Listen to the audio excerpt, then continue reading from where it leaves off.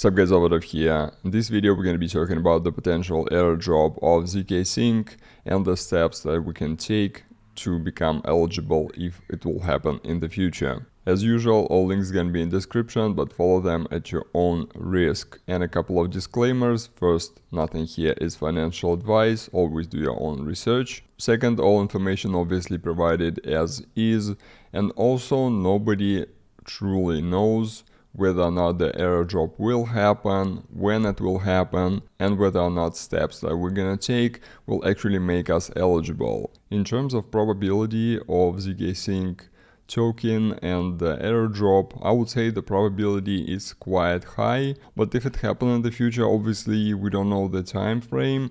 We're currently slightly less than 5 months into the mainnet, so I would say in the coming month we're potentially approaching the earliest dates of possible snapshot, but it can also happen like way down the road. If we take Arbitrum as the last example, they launched token year and a half into the mainnet, and so if zkSync follows the same route, we may have another like year until the token launch and the potential airdrop. And if you just airdrop hunting, not like genuinely using zkSync, you can be spending significant sums of money for gas during that time. And this is where we arrive at the possible eligibility criteria and our strategy. For eligibility criteria, and again I'm guessing here, we're probably gonna be looking on-chain data only, because there's pretty much nothing happening off-chain in terms of like official campaigns from the team. We just don't see that ever. The one thing from the team that happened recently was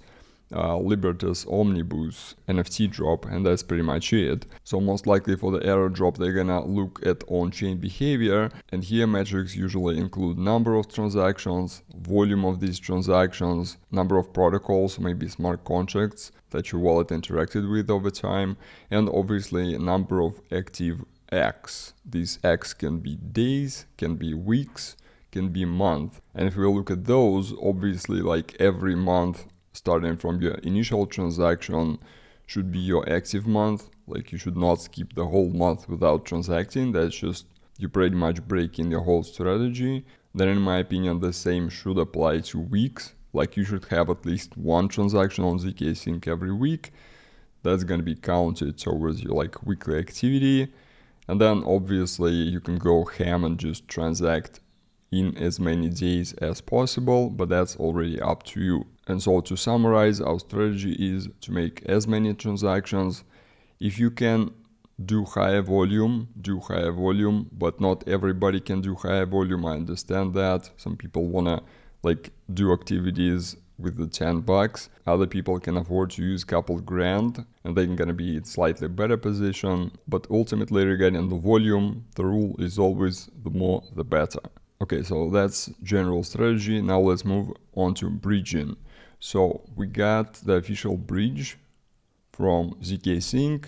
This one you will need to bridge from Ethereum mainnet, obviously, and I will recommend to use this bridge at least once. It doesn't necessarily have to be your first transaction, and obviously if you're concerned about high gas, if you're moving a small volume, wait for the lower gas. That's usually on the weekends. But also for transactions on L2, on zkSync, your gas is also going to depend on the gas on Ethereum mainnet. So again, it's better to use it in the either in the hours where the gas is lower or in the days during the weekends. So again, for the native bridge, at least one transaction, that's bare minimum, and I would actually suggest to repeat this transaction every several months. Regarding third-party bridges, obviously you can use what you like. I recommend Orbiter, LayerSwap, or Bungee Exchange. All of those support zkSync era, and obviously you can find a bunch more bridges that support that. But these three bridges, they don't have the token. They have decent probability of launching the token and doing some sort of the airdrop similar to Connect in the future. And so I would suggest to use these bridges over time. So Orbiter is what you can call the standard bridge. You can use pretty much all of the L2s here to send some ETH to zkSync era. Layer swap, you have even more possibilities here. You can also send some ETH from centralized exchanges from here. And Bungee is bridge aggregator, and based on your sender chain and the token, it will offer you different bridging routes. I haven't done layer swap for a while, so I'm gonna move some ETH here from Arbitrum 1 to zkSync era.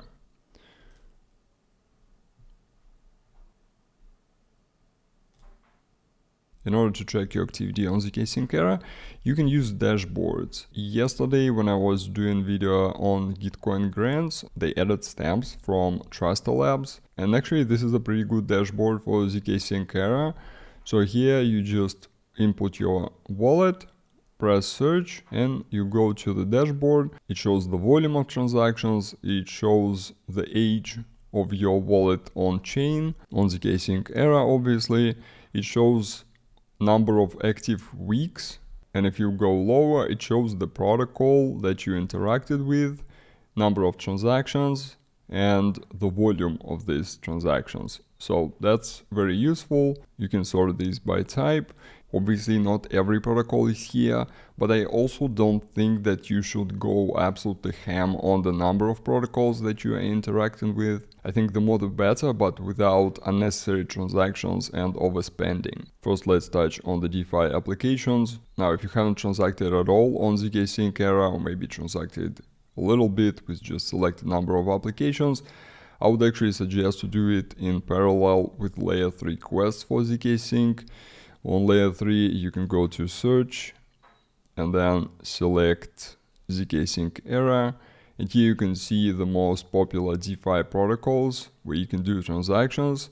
So you're not only doing transactions there, you also can complete quests on layer 3 to get additional experience on the platform. And that also applies to different campaigns. Depending on when you watch this video, we may have some campaigns that go in parallel that may give you additional benefits of using specific apps.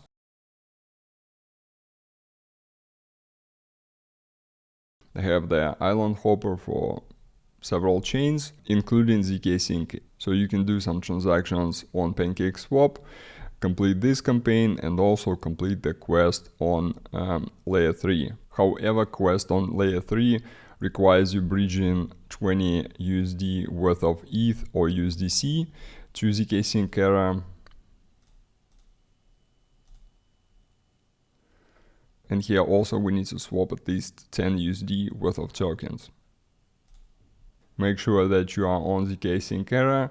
In general, interactions with the DEXs are all the same pretty much. You either swap in, the interface is pretty much the same on every DEX. I'm gonna swap some ETH to USDC, but before we do any transactions on zkSync era, how gas here works. If you're not familiar with this one, basically MetaMask will show you estimated pretty expensive gas, but 30 to 90% of this gas is gonna be refunded instantly. However, we can additionally decrease this amount and make sure we pay absolutely minimum by changing the gas limit setting.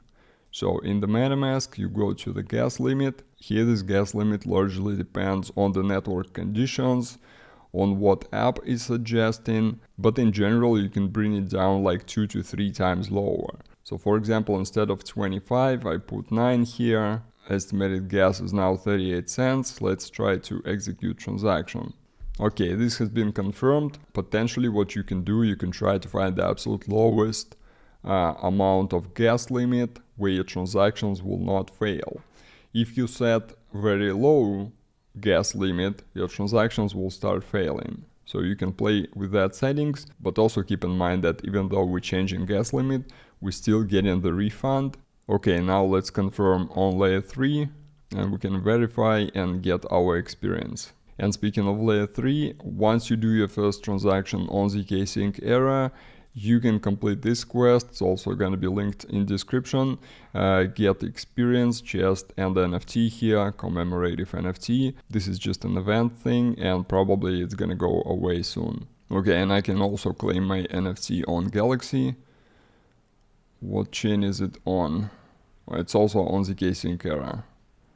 So for every transaction on zkSync, don't forget to change the gas limit.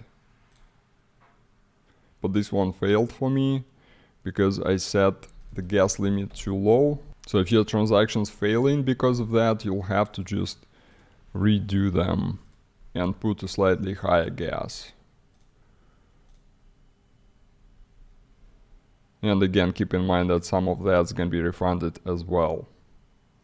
Okay, this one is confirmed. So first type is swap transactions on DEXs. Second type is providing liquidity. For liquidity transactions, pretty much the same. You just go to liquidity, setting up your pair and providing liquidity. I'm not going to do that. I got plenty of transactions on zkSync now. Obviously, keep in mind that for every token other than ETH, you will need to approve or enable it first before you can do anything with it. Also keep in mind that in majority of DEXs now there are additional settings that you can select regarding the liquidity. Like here, for example, you can select fee tier. Also, if that's concentrated liquidity, usually you can set the price range that you want. But if you're not experienced in that stuff, you can just go with default settings. In general, I would say that doing both swap transactions and providing liquidity, removing liquidity is a good idea. And again, spread that in time and do that throughout time on several apps.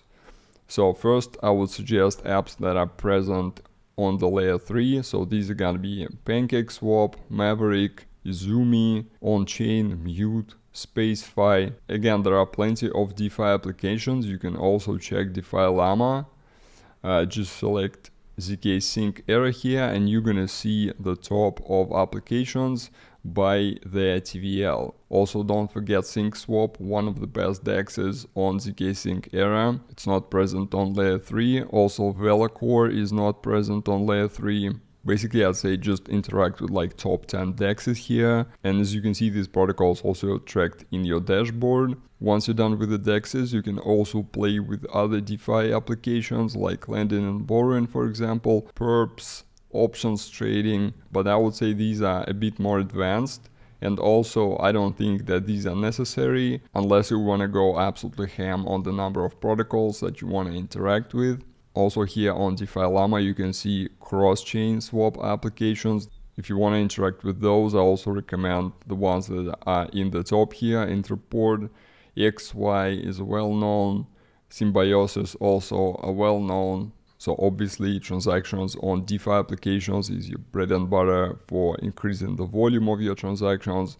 And in general, I would say do at least 1 to 2 transactions every week, but you don't have to make it all about DeFi because we have other sources of transactions that are gonna be cheaper, like minting NFTs, sending emails that we're gonna check in a bit. Hi, it's me slightly from the future. So I was editing and I realized that I completely forgot to touch on the topic of LayerZero transactions. If you want to have like additional transactions via LayerZero from or to zkSync, there are only several tokens available on the Stargate.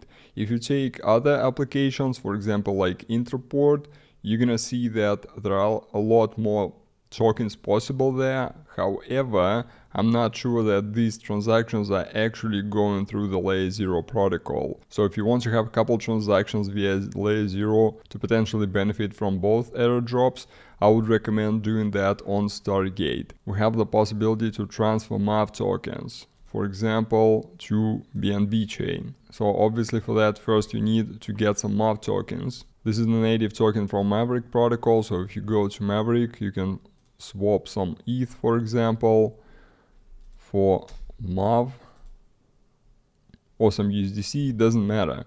Basically, the course of action that I suggest here is just doing swap for MAV. Then you go into Stargate and you transfer in these MAV tokens from zkSync to, let's say, BNB. Since we may not have the LayerZero snapshot yet, still, it's possible. If you want to do this, I would suggest do it as one of your first transactions in the DeFi. So once you bridge it to the BNB, you can either swap it on the BNB for some other token, or alternatively, you can wait a couple weeks and then do the reverse transaction from BNB to zkSync. So if you want to do LayerZero, you can do it like this. And I would also like to point out, I don't find this necessary.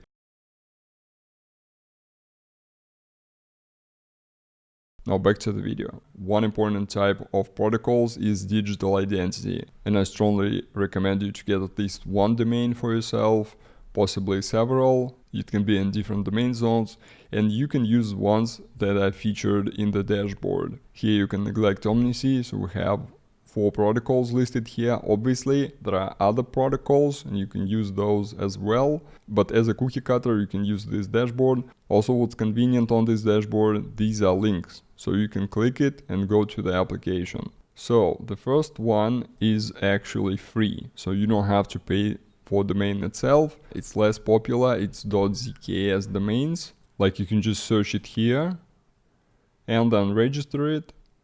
It's only gonna cost you gas, and then don't forget to activate as your primary domain. For my zkS domain, the button is not available because it's already set. So going back to the list, this app, zkSync ID, is the most expensive one. Here you can get .zkSync and .error domains, and it also states that you can get 70% discount in the Discord. With the discount, price for the domain is gonna be around 15 bucks for the lifetime. The one that I actually have, it's from zns.is. These are .zkSync domains. You need to pay, what was that, 385 with the current rate of ETH, and this is also for lifetime. And again, if you buy the domain here, I don't remember if you can actually set primary name when you buy a domain, I'm not sure. But there's gonna be a button set primary name here when you get the domain. It's gonna be a separate transaction, which is like bad and good at the same time, but it's also like costs a lot less gas than when you're minting. Minting domain transactions are usually fairly cheap because in essence you just mint in an NFT. And the last one, it's zkns.domains. It has .zk domains.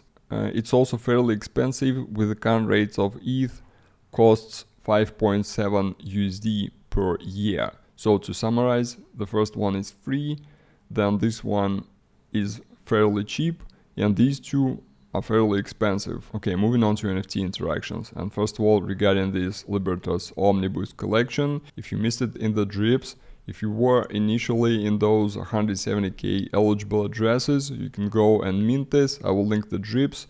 You can find the link in that video to the mint page. This is just for people who were eligible in the first place, and the eligibility criteria was before it launched, you will have to interact with top 100 NFT collections on zkSync. I think everybody who did the Iliad event, this is the NFT from Iliad, it wasn't top 100 of collections, and I think we were all eligible from there. I'm not sure, to be honest, because it doesn't say where the eligibility is coming from. But nevertheless, what about regular NFTs? I would say that in general, it's okay to do NFT transactions, like buy an NFT, sell an NFT, but it's not mandatory. So if you don't have any NFT transactions, minting NFT, by the way, is a whole different animal. There is tons of minting on zkSync era, in different events, on different platforms, so you don't have to do minting for the sake of minting. Like, that's just not needed. So again, if you want to do this, we're talking about interactions on the marketplaces. I would recommend interacting with Element Market and maybe Zonic.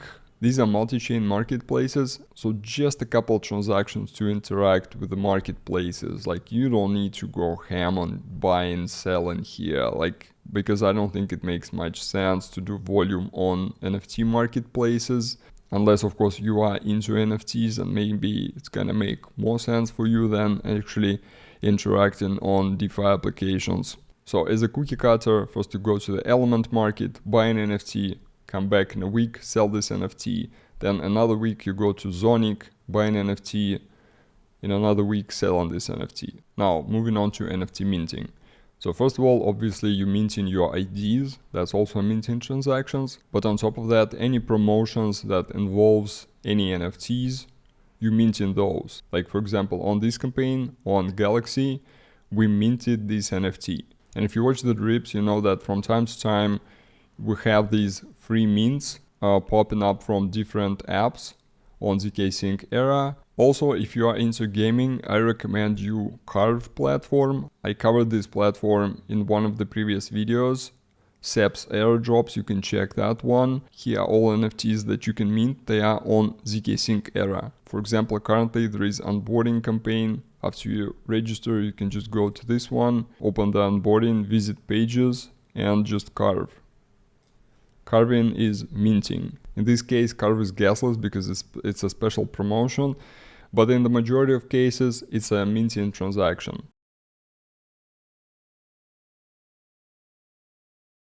And if you need to find cheapest possible transactions on chain that you can do, I recommend you Dmail, because these transactions are going to be for sending emails and they are cheaper than Mint. With an average gas, you're probably looking at like 12 to 15 cents. And there's also additional bonus here because you're farming points within this app, and this app can potentially also airdrop in the future.